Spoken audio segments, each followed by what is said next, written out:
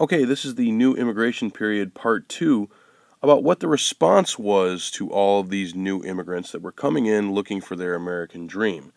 And the first thing we want to establish is that they pretty much got no help from the American government. The American government, on all levels, whether it be federal, state, and local, did virtually nothing to help these new immigrants assimilate to American society. Many of them felt that the only place they could turn to were political machines, just like the Irish had in the 1840s. Since political machines were often the only help that they could get, trading votes for jobs on the city payroll, they were taken care of, and they were very loyal to the political machines. There were political machines specifically for the Irish in Irish neighborhoods, but now there were political machines specifically for the Italians and other groups that came in. Politicians would go around talking about how Italians were taking away Irish jobs and that type of thing. So these various groups in the new immigration period became very competitive with each other. Political bosses also protected them from the law and helped to get schools and parks and hospitals built in immigrant neighborhoods. So immigrants were very loyal to the party bosses and were willing to vote for who they were told to vote for. Eventually, reformers sought to help the new immigrants. Pastors, in particular, were preaching the social gospel. It's a very important thing that you need to remember for future testing. The social gospel was the idea that churches should be helping society. You can see some of the various definitions of the social gospel here. Essentially, the idea was to take the wealth that had corrupted some Americans and use that to take care of the poor and less fortunate in society. Christians should work for social reform, the social gospel. Some of the great reformers of this time include Jane Addams, who started Hull House, as you can see in the picture here, in 1889 in Chicago. Located in a very poor immigrant neighborhood, it was created to help immigrants assimilate to a better way of life, and it's still very well maintained today, as you can see. In New York, Lillian WALD started the Henry Street settlement in 1893. Like Jane Addams' Hull House in Chicago, Lillian WALD's Henry Street settlement was designed to help the immigrants assimilate to American life and was built in an immigrant neighborhood. But even though we saw some that were willing to help out the new immigrants as they came to America, we still had others who, despite their own heritage, said that the new immigrants weren't welcome. This led to a revival of nativism in the country, as the classic American WASP didn't really know what to do with all of these new immigrants that were coming in on both coasts. In the eyes of nativists, they had to be dealt with in some particular way so that the country could be protected for the old immigration WASPs that had been here before, the natives, as they called themselves.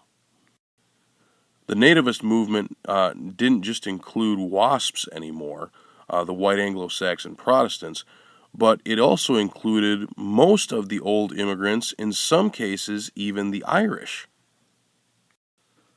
The main question that the nativist movement was asking was, are we a melting pot or a dumping ground? In some cases, America was being celebrated as a grand mix of cultures and the most diverse nation on the planet, and that immigration and those things that were brought by the immigrants were good for the country as the melting pot of the world. But the nativist movement was saying that we were just getting everybody else's riffraff from other countries that they didn't want anymore. Many were worried that Southern and Eastern Europeans would soon outnumber the old WASPs and old immigrants of Northern and Western Europe. The nativists were also worried that Southern and Eastern Europeans would eventually marry white Anglo-Saxon Protestants and other Northern and Western Europeans, and this mixing of races and cultures would be completely unacceptable. Laborers in factories in America and in other places didn't like that the new immigrants would work for starvation wages if they had to, and would be used as strike breakers. If a union went on strike, it was the new immigrants that were usually brought in to work the jobs and keep the business going, which made the efforts of the labor union that much tougher in terms of negotiation. The company could go on without them as long as they hired these strike-breaking new immigrants for starvation wages. This hurt the cause of labor tremendously, and of course the people of the old immigration period, who had had jobs in factories for generations, resented these new immigrants that would work for so little and take their jobs away. Finally, the Nativist movement was worried that the new immigrants had dangerous ideas involving socialism and communism, possibly even anarchy and a total overthrow of government. The old immigrants were basically saying that the new ideas could wreck the nation. We've just got too many people coming in from too many different parts of the world with too many cultures and too many dangerous ideas. So as a result, in 1887, the American Protective Association was founded with a membership of 1 million.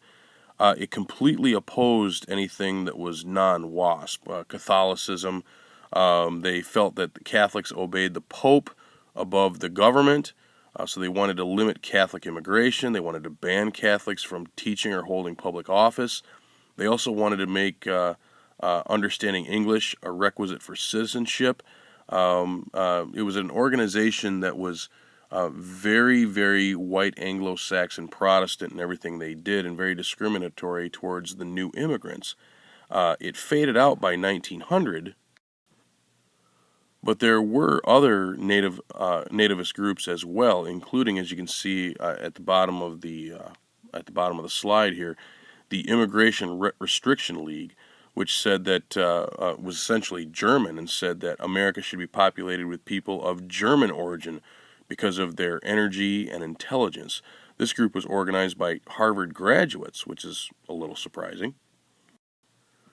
And what's even more surprising, possibly, is that the American Protective Association and other nativist groups eventually got their way, to a degree. Laws were soon passed to prevent the immigration of criminals, the insane, polygamists, prostitutes, alcoholics, anarchists, and people carrying contagious disease. It also favored a literacy test that was enacted in 1917. Now, some of these things, like not letting criminals in, might sound kind of reasonable, but the fact is that you never had to prove that anybody was any of these things. All you had to do is accuse somebody of being these things, and that was enough to get them kicked out of the country. Okay, that's it for this one. Thanks again.